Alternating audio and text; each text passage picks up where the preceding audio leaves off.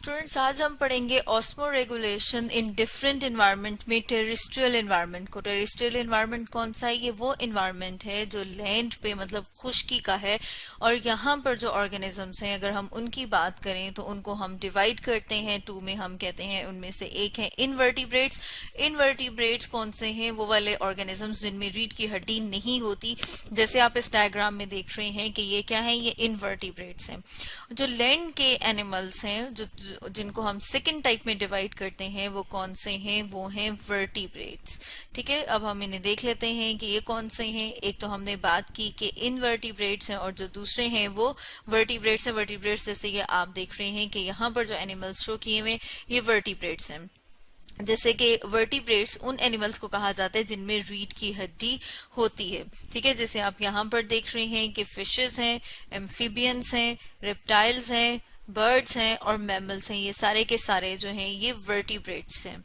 अगर हम बात करें कि टेरेस्ट्रियल एनवायरनमेंट में ऑर्गेनिजम्स को क्या प्रॉब्लम फेस करना पड़ता है, जो सबसे पहला प्रॉब्लम उन्हें फेस करना पड़ता है वो ये कि यहाँ पर क्योंकि जो आउटर एनवायरनमेंट है वो हार्श है, मतलब ये कि वहाँ पे गर्मी है और उसकी वजह से उनकी बॉडी में जो वाटर है वो बाहर एवेपोरेट हो सकता है, मतलब बॉडी में वाटर का लेवल जो है वो कम हो सकता है, उन्हें डिहाइड्रेशन को फेस करना पड़ सकता है। तो इस चीज को ओवरकम करने के लिए जो इनवर्टिब्रेट्स हैं वो क्या करते हैं, उनकी बॉडी में बाहर एक जो हम कह रहे हैं कि आउटर एक्सटर्नल कवरिंग प्रेजेंट है, जिसे कहा जाता है एक्सोस्केलेटन।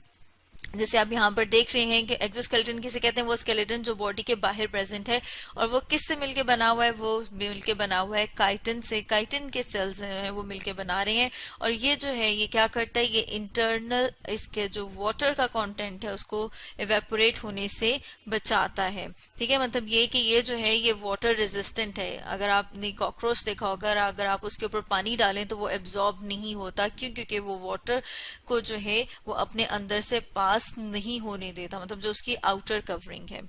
ठीक है, तो अगर हम बात करें वर्टिब्रेट्स की, तो वर्टिब्रेट्स जो हैं उनकी आउटर जो प्रेजेंट है स्किन, ठीक है, जो कि उन फर्स्ट हम कहते हैं कि एडॉप्टेशन है, जो उनकी इंटरनल वाटर कंटेंट को मेंटेन कर रहा है। और जो स्किन है वो उसके बाहर कौन से सेल्स हैं? स्किन के पास जो सेल्स हैं वो डेड केराटिनाइज सेल्स हैं। ये जो डेड केराटिनाइज सेल्स हैं ये वर्टिब्रेट के जो वाटर कंटेंट है उसको इवेपोरेट होने से बचाते हैं।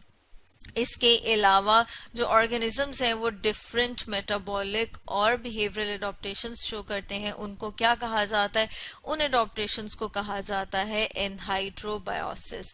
ठीक है, अगर हम इनको देखें कि वो कौन कौन सी हैं तो हम यहाँ पर देख लेते हैं वन बाय वन। जो फर्स्ट है वो कौन सी है? उसे हम कहते हैं मेटाबॉलिक एडॉप्टेशन। ठीक है, जो मेटाबॉलिक एडॉप्टेशन है जैसे हम कह रहे हैं कि वो फर्स्ट है मेटाबॉलिक एडॉप्टेशन, जैसे हमें नाम से पता लग रहा है कि वो मेटाबॉलिज्म से रिलेट करिए। इसमें हम देख लेते हैं एग्जांपल कैंगरू रैट की।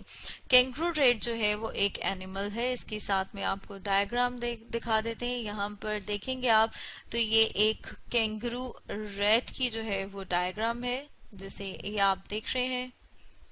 ये एक कैंगरू रैट की डायग्राम है। ये क्या करते हैं, ये इनकी जो फूड है उसमें डेजर्ट प्लांट के सीड्स का है कि ये डेजर्ट प्लांट के सीड्स को एज अ फूड यूज करते हैं, मतलब उनको अपनी खुराक के तौर पे इस्तेमाल करते हैं। उससे इन्हें फायदा क्या होगा? ये जो सीड्स होते हैं डेजर्ट प्लांट के उनके अंदर कार्बोहाइड्रेट्स प्रेजेंट हैं।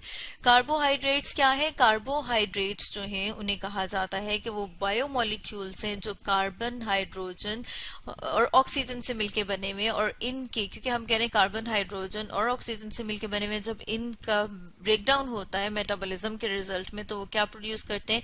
वो वाटर प्रोड्यूस करते हैं एज अ बाय प्रोडक्ट। तो ये क्या करते हैं? ये उसी वाटर को यूज करते हैं क्योंकि ये जो कैंगरू रैट की हम बात करें ये ज्यादातर कहाँ मिलता है? ये डेजर्ट एनिमल है। डेजर्ट में वाटर की कंसेंट्रेशन नॉर्मल टेरेस्ट्रियल एनवायरनमेंट की निस्बत बहुत ज्यादा कम है, तो ये उस वाटर को भी यूज कर लेते हैं ताकि वाटर का जो लेवल है उसको मेंटेन किया जा सके। उसके अलावा अगर हम सेकेंड पॉइंट की जो बात करें कि वो और कौन कौन सी एडॉप्टेशंस हैं जो ऑर्गेनिजम्स अडॉप्ट करते हैं, वो हैं बिहेवियरल एडॉप्टेशंस। बिहेवियरल एडॉप्टेशंस कौन सी एडॉप्टेशंस हैं जो वो अपने बिहेवियर से शो करते हैं। उनमें हम देख लेते हैं कि क्या है, बहुत सारे ऑर्गेनिजम्स जो हैं वो नॉकटर्नल होते हैं। नॉकटर्नल का मतलब ये है कि वो अपनी जितनी भी एक्टिविटीज हैं उनके लिए ज्यादातर नाइट टाइम पे, मतलब रात के टाइम जो है वो बाहर निकलते हैं। ठीक है, जैसे आप यहाँ पर देख रहे हैं कि वो क्या है, नॉकटर्नल है। नॉकटर्नल जो कि रात के टाइम अपनी एक्टिविटीज के लिए बाहर निकल रहे हैं। क्यों? क्या? ताकि रात में धूप नहीं होगी, गर्मी नहीं होगी, तो वाटर का जो लॉस है वो कम से कम होगा। तो स्टूडेंट्स, आज हमने पढ़ा osmo regulation in terrestrial environment के बारे में। हमने ये डिस्कस किया कि किस तरह से ऑर्गेनिजम्स जो कि टेरेस्ट्रियल एनवायरनमेंट में प्रेजेंट हैं वो अपने वाटर के बैलेंस को मेंटेन करते हैं।